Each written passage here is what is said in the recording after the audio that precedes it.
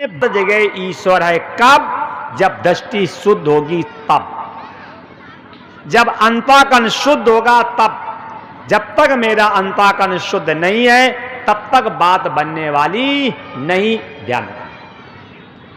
हिरण्यकश्यप तलवार लेकर के खंबे को चीरने दौड़ा है, और जैसे खंबे को चीरने दौड़ा है उसी समय चरचरा करके खंबा फट गया है। उसके अंदर से एक दिव्य स्वरूप निकला है। हिरण्यकश्यप को उठाया है, जमीन पे पटका है, अब पटक करके गोदी में रख लिया, और सीने को फाड़ने वाले थे तो हिरण्यकश्यप से कहा, याद करो अपने वचन। आप याद करिए अपने वचन, क्योंकि आपने कहा था ना मैं दिन में मरूं और ना मैं रात में मरूं। कौन सा समय है? बोले संध्या काल। आपने ये भी कहा था ना मैं ऊपर मरूं और ना मैं नीचे मरूं। आप कहां हैं? बोले मध्य में, गोदी में। आपने ये भी कहा था कि ना मैं भीतर मरूं और ना मैं बाहर मरूं। आप कहां हैं? बोले मैं गेट पे, देरी पे। आपने ये भी कहा था कि ना मैं अस्त्र से मरूं और ना मैं शस्त्र से मरूं। ये नख क्या है? ना ये अस्त्र हैं और ना ये शस्त्र हैं। आपने ये भी कहा था कि मैं ब्रह्मा जी की सृष्टि से ना मरूं। मैं क्या हूं? बोले आपका धड़ जो है वो नर का है और मुख जो है वो सिंह का है।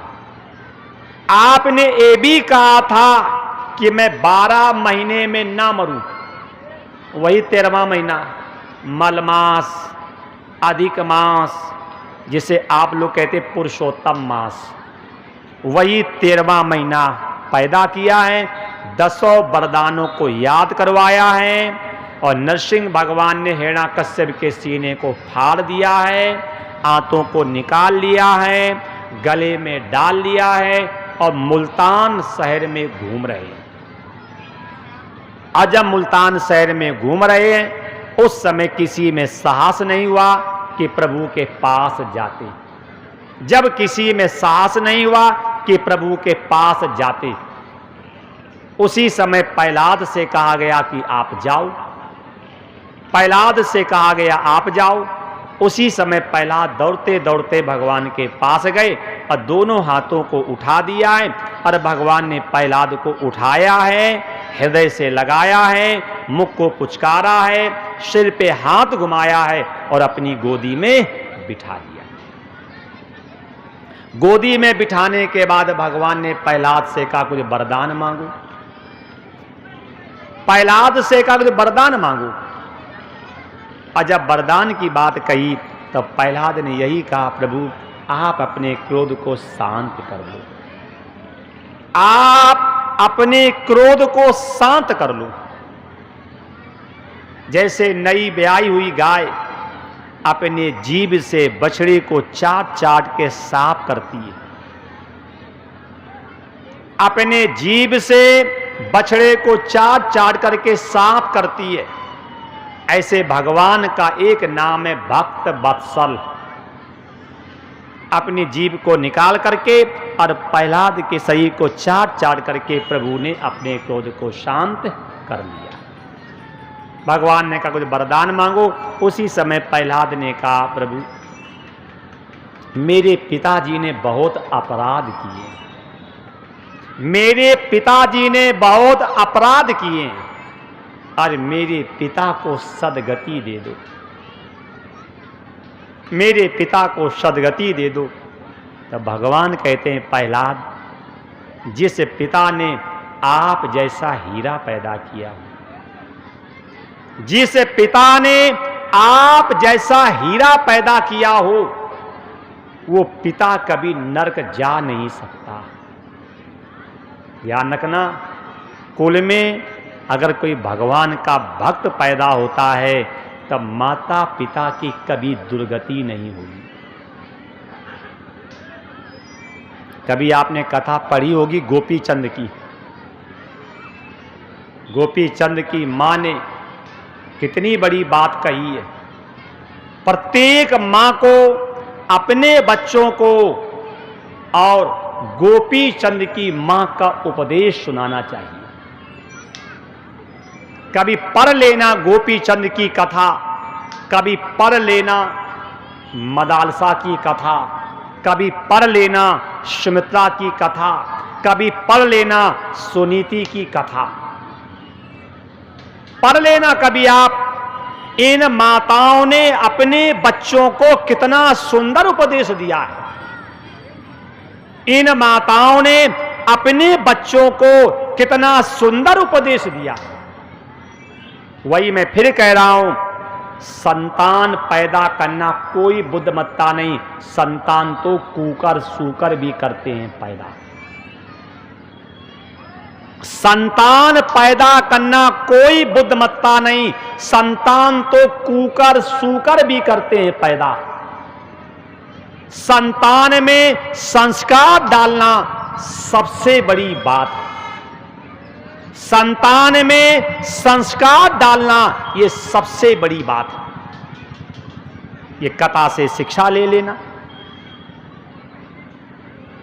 भगवान कहते हैं, प्रहलाद, जिस पिता ने आप जैसा हीरा पैदा किया हो, जिस पिता ने आप जैसा हीरा पैदा किया हो, वो पिता कभी नरक जा नहीं सकता।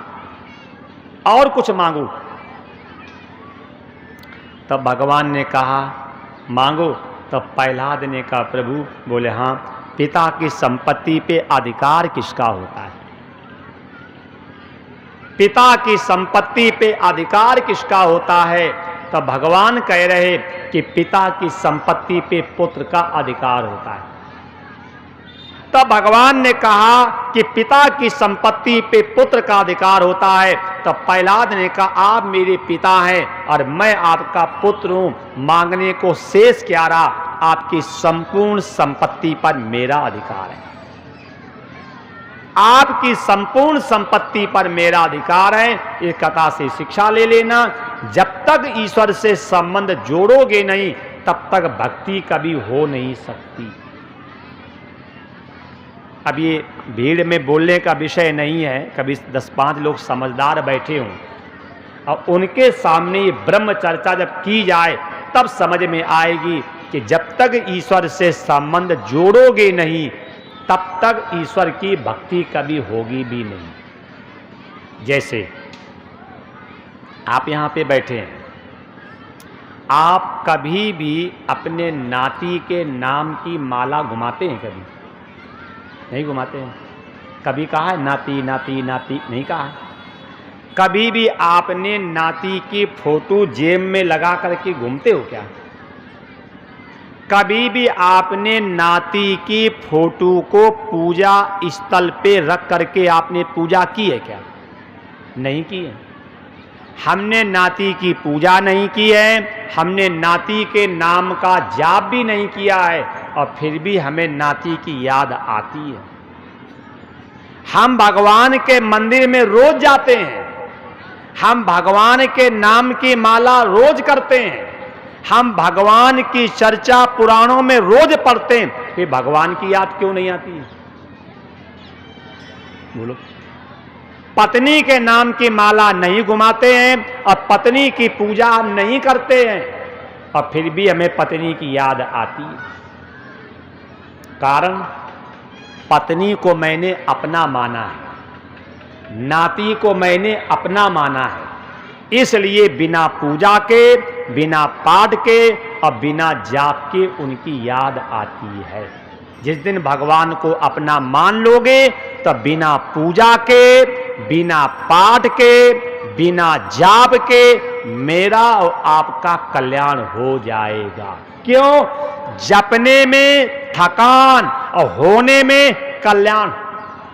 ईश्वर का नाम जपोगे तो आपको थकान लगेगी और होने में कल्याण। स्वाभाविक ईश्वर से संबंध जोड़ लो, तो बिना पूजा के, बिना जाप के, बिना पाठ के मेरा और आपका उद्धार कल्याण हो जाएगा। इसलिए ईश्वर से संबंध जोड़ो। जैसे कुंती ने भगवान से दुख का संबंध जोड़ा, उत्तरा ने भगवान से पति का संबंध जोड़ा, रावण ने भगवान से दुश्मनी का संबंध जोड़ा है। तामस तन कछ साधन नहीं, शरीर तामसी है, साधना होगी नहीं, हम प्रभु से करेंगे बैर। और उससे बैर से क्या होगा कि मेरे पूरे कुल का उद्धार हो जाएगा। ईश्वर से संबंध जोड़ो। अर्जुन ने भगवान से सखा का संबंध जोड़ा, कुंती ने भगवान से दुख का संबंध जोड़ा, द्रौपदी ने भगवान से भाई का संबंध जोड़ा, उत्तरा ने भगवान से पति का संबंध जोड़ा, प्रहलाद ने भगवान से पिता का संबंध जोड़ा। इसलिए जब तक ईश्वर से संबंध जोड़ोगे नहीं तब तक हमारी और आपकी बात बनने वाली नहीं। इसलिए आप जीवन में जिस दुख जिस संबंध से दुखी हो और परमात्मा से वही संबंध जोड़ो। आप जीवन में जिस संबंध से दुखी हो आप परमात्मा से वही संबंध जोड़ो। अगर आप पिता से दुखी हो, पिता का सुख आपको नहीं मिला है तो भगवान को पिता मानो। कहते त्वमेव माता च पिता तुम। अगर आप मां से दुखी हो, आपको मां का सुख नहीं मिला है तो भगवान को मां मानो। कहा है त्वमेव माता च पिता तुम। अगर आप पति से दुखी हो तो भगवान को पति मानो। अगर आप पत्नी से दुखी हो, पत्नी का सुख आपको मिला नहीं है तो आप भगवान को पत्नी मानो। आप भगवान को पत्नी मानो। अगर आप पुत्र से दुखी हो तो भगवान को पुत्र मान लो। अगर आप शत्रु से दुखी हो तो भगवान को शत्रु मानो। जीवन में आप जिस व्यक्ति से दुखी हैं और भगवान से वही संबंध जोड़ लो तो बिना पूजा के, बिना पाठ के, बिना जाप के मेरा और आपका भला हो जाएगा। पिता से दुखी हो तो भगवान को पिता मानो, मां से दुखी हो तो भगवान को मां मानो, भाई से दुखी हो तो भगवान को भाई मान लो, पत्नी से दुखी हो तो भगवान को पत्नी मान लो, पति से दुखी हो तो भगवान को पति मान लो। उत्तरा का पति नहीं था, उत्तरा दुखी थी, उसने क्या कहा है? पाई पाई महायोगिन देव देव जगत पते। समझ जोड़ा? पाई पाई महायोगिन देव देव जगत पते। ईश्वर से संबंध जोड़ो, और जब तक ईश्वर से संबंध जोड़ोगे नहीं तब तक बात बनेगी नहीं, तब तक हम लोग यूं ही भटकते रहेंगे, भटक रहे हैं। अच्छा आप बताओ, मेरे हिसाब से यहाँ 50 साल के लोग ज़्यादा होंगे। 50 साल से हम कथा सुन रहे हैं, मंदिर जा रहे हैं, गंगा नहा रहे हैं, दान दे रहे हैं, सेवा कर रहे हैं, गीता रामायण का पाठ कर रहे हैं। हकीकत में कहना कभी ईश्वर आपको दिखा है क्या? मंदिर में जाते जाते पैरों की खाल घिस गई, मंदिर में घंटा बजाते बजाते हाथ भी थक गए, मंदिर में माथा टेकते टेकते माथा की स्थिति बिगड़ गई। आप बताओ कुछ मिला? मैं दावे के साथ कहता हूं न मिला है न मिलेगा। और आप ये कहें कि मंदिर जाने से ये काम बना है, ये बातें भूल जाओ। मुसलमान तो मंदिर जाते ही नहीं, फिर उनका काम क्यों बनता है? वो चाहे मंदिर आप जाओ और चाहे ना जाओ, पूजा करो और चाहे ना करो, तीर्थ जाओ और चाहे ना जाओ, जो काम होना है वो पहले से सुनिश्चित है, वो पहले से सुनिश्चित है। इसलिए वो बुढ़िया वाली कथा मत करना। अंधविश्वास का नाम श्रद्धा नहीं है, अंधविश्वास का नाम है जड़ता, मूर्खता और विक्षिप्तता। अंधविश्वास का नाम श्रद्धा नहीं है, अंधविश्वास का नाम जड़ता, मूर्खता और तीसरी बात दी विक्षिप्तता, विक्षिप्त लोगों की बात। इसलिए ईश्वर से संबंध जोड़ लो, और जैसे ईश्वर से संबंध जोड़ लोगे तो बिना पूजा के, बिना पाठ के, बिना जाप के, बिना सेवा के मेरा और आपका कल्याण उद्धार हो जाएगा। प्रहलाद ने ईश्वर से संबंध जोड़ लिया कि आप मेरे पिता हैं, मैं आपका पुत्र हूं। अब पिता की संपत्ति का पुत्र मालिक बनता है, इसलिए मांगने को शेष क्या रहा, आपकी संपूर्ण संपत्ति पर मेरा अधिकार है। आपकी संपूर्ण संपत्ति पर मेरा अधिकार है। जब ये बात कही, आपकी संपूर्ण संपत्ति पर मेरा अधिकार है, यही कथा भागवत के 7वें स्कंद में आई है। इस कथा से शिक्षा क्या मिली?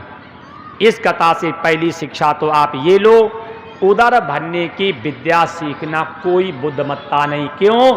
ये कुकर सूकर कहीं पढ़ने नहीं जाते हैं। बताओ ये क्या भूखे मरते हैं? बोलो आप। ये उदर भरने की विद्या सीखना कोई बुद्धिमानी नहीं। क्यों? जब हम पेट के अंदर थे तब भी मेरा पेट भरा, और जब हम पेट से पैदा होते हैं उससे पहले मां के आंचल में दूध आता है, उसके पहले मां के आंचल में दूध आता है। जिसने पेट के अंदर पेट भरा, क्या पेट के बाहर भूखा मारेगा क्या? मुर्दे को प्रभु देता है लकड़ी, कपड़ा, आग, और जिंदा नर चिंता करें ताके बड़े अभाग। पहली शिक्षा लो, हमें चिंता नहीं, हमें करना है ईश्वर का चिंतन।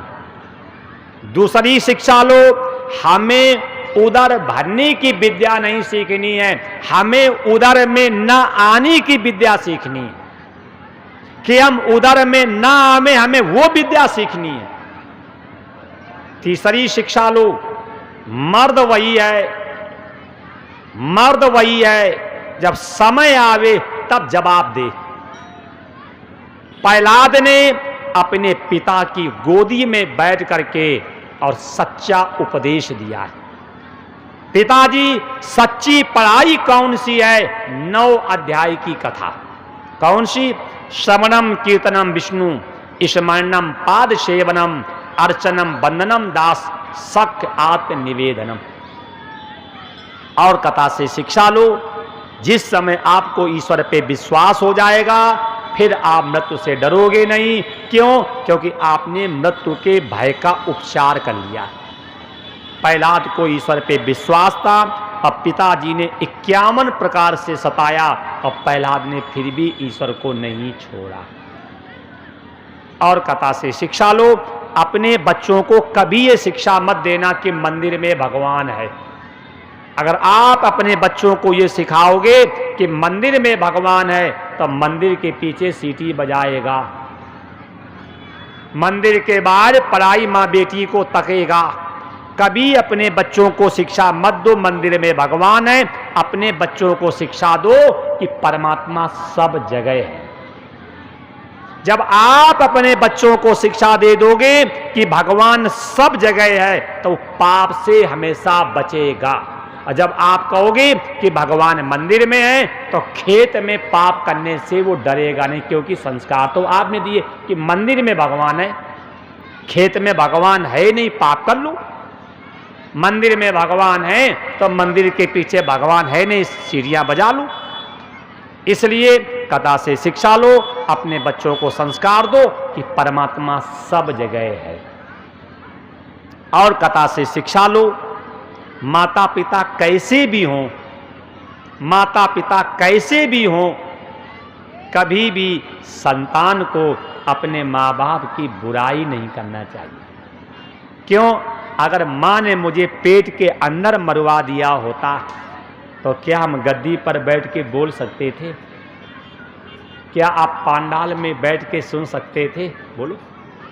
ये माता पिता का उपकार है जिन्होंने मुझे दुनिया में आने का अवसर तो दिया। अगर माँ बाप ने मुझे पेट में मरवा दिया होता तो हमें दुनिया में आने का अवसर मिलता। इसलिए कभी भी हमें माता पिता की निंदा नहीं करनी चाहिए। क्यों? माता पिता का मेरे ऊपर बहुत बड़ा उपकार है। माता पिता का मेरे ऊपर बहुत बड़ा उपकार है, जिसने दुनिया में मुझे आने का अवसर दिया और अपने कल्याण, अपने भले, अपने उद्धार के लिए मुझे विचार करने का अवसर दिया। ये माता पिता की कृपा है। प्रहलाद ने यही कहा है कि मेरे पिता ने बहुत पाप किए, मेरे पिता को सद्गति दे दो।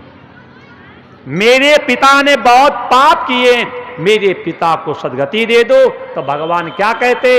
जिस पिता ने आप जैसा हीरा पैदा किया हो, वो पिता कभी नरक जा नहीं सकता। बच्चों को संस्कार दोगे, बच्चों को भक्ति दोगे, तो बच्चों से पहले माता पिता को दिव्य धाम मिलेगा। और कथा से शिक्षा ले लो, जब तक भगवान से संबंध नहीं जोड़ोगे तब तक हम कुत्तों की तरह घूमते रहेंगे। हमने नहीं कहा जो बुरा लग जाए, क्योंकि मुझे आपसे बहुत डर लगता है, कैरावासी हैं, है कि नहीं? हमने नहीं कहा है, शास्त्र कह रहे हैं जब तक ईश्वर से संबंध नहीं जोड़ोगे तो धोबी के कुत्ते के समान इधर उधर भटकते रहेंगे। वही भटक रहे हैं।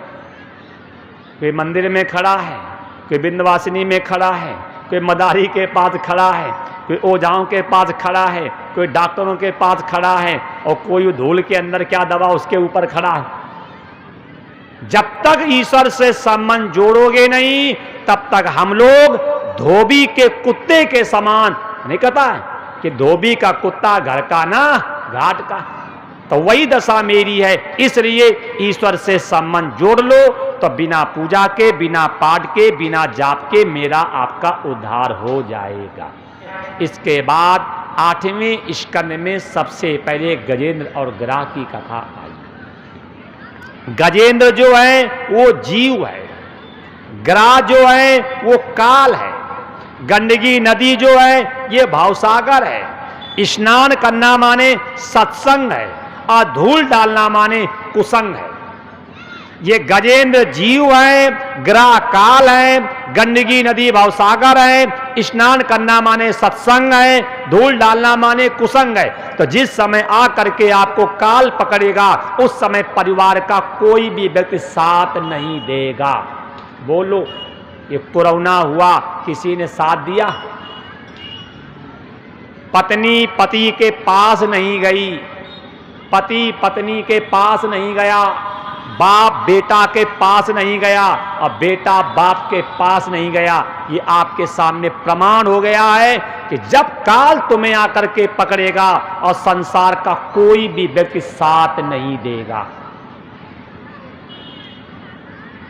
जिस समय काल आकर के आपको पकड़ेगा उस समय परिवार का कोई व्यक्ति आपका साथ नहीं देगा। समझदारी इसी में है, बुद्धिमानी इसी में है कि जब काल आकर के आपको पकड़े उससे पहले कालातीत परमात्मा के चरणों का आप सहारा ले लो। काल आकर के आपको पकड़े और उससे पहले कालातीत परमात्मा के चरणों का सहारा ले लो। घर में आग लग जाए और कुआं खोदने से आग बुझेगी? बुझेगी क्या? घर में आग लग जाए और कुआं खोद करके पानी निकाल करके आग नहीं बुझेगी। इस शरीर में बुढ़ापा की आग लगे और काल आकर के आपको पकड़े और आप सोचो कि मैं अपना कल्याण कर लूंगा, मैं अपना भला कर लूंगा, मैं अपना उद्धार कर लूंगा, इस बात को भूल जाना। शरीर में वृद्धावस्था की आग लगे, शरीर को आकर के काल पकड़े और उससे पहले किसी अच्छे व्यक्ति के पास बैठ करके और अपने को जानो आप कौन हैं। किसी समझदार व्यक्ति के पास बैठ करके और आप अपने को जानो आप हैं कौन। ये पंच तत्वों से बना हुआ ये 3.5 हाथ का शरीर आप नहीं हो। ये 5 भूतों से बना हुआ ये 3.5 हाथ का शरीर आप नहीं हो। ये किसी समझदार व्यक्ति के पास बैठो और अपने को जानो, तभी बात बनेगी, और नहीं तो काल आकर के आपको पकड़ लेगा। ये संसार का कोई भी व्यक्ति आपको साथ नहीं देगा, और जहां से आप आए हैं नरक की गर्त में चले जाओगे। और फिर क्या होगा? सो परंत दुख पावही, शेर दोने दोने पछताए, और कालई कर्मई ईश्वरई मिथ्या दोषे लगाए। अभी मेरे पास समय है, अभी हम अपना कल्याण भला नहीं करेंगे और बाद में हमें पछताना पड़ेगा।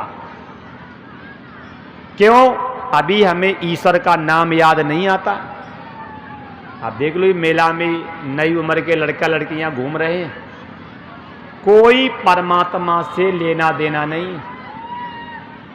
इन बेचारों को ये नहीं मालूम है कि हम मनुष्य हैं कि जानवर हैं। जितने ये घूम रहे हैं जनगणना भले लिख दें ये मनुष्य हैं, लेकिन हकीकत में देखा जाए ये जानवरों से भी गए बीते हैं। इसके बाद भागवत में समुद्र मंथन की कथा आई है।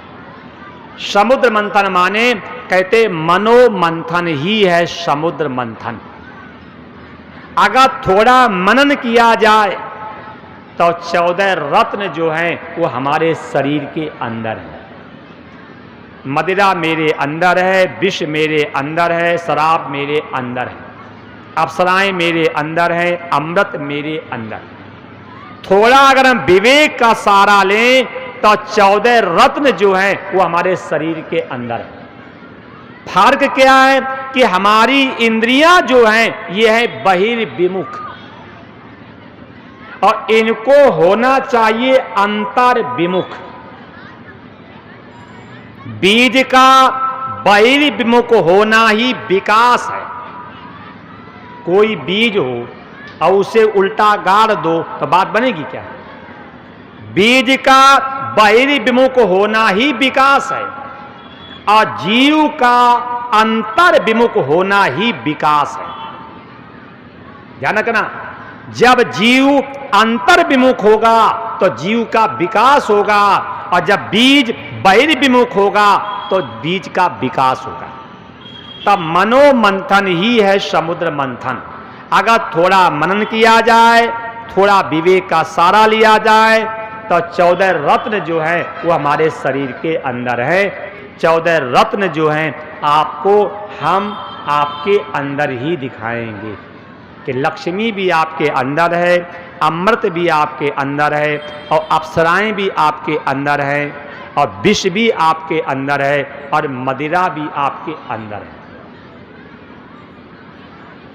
क्योंकि ये है देवालय। अच्छा आप बताओ, कभी मंदिर में आपने बीड़ी, सिगरेट, दारू चढ़ाई है क्या? चढ़ाई होगी? नहीं चढ़ाई होगी। मंदिर में आप बीड़ी नहीं चढ़ाते हो, दारू नहीं चढ़ाते हो, चाय नहीं चढ़ाते हो, तो ये भी तो देवालय है, हैं? तो इस देवालय में दारू क्यों चढ़ाते हो? बीड़ी क्यों चढ़ाते हो? चाय क्यों चढ़ाते हो? सिगरेट क्यों चढ़ाते हो? कभी विचार किया? ये भी तो देवालय है। आत्मा त्वम गिरजा मति सहचरा प्राणा शरीरम गिरियम।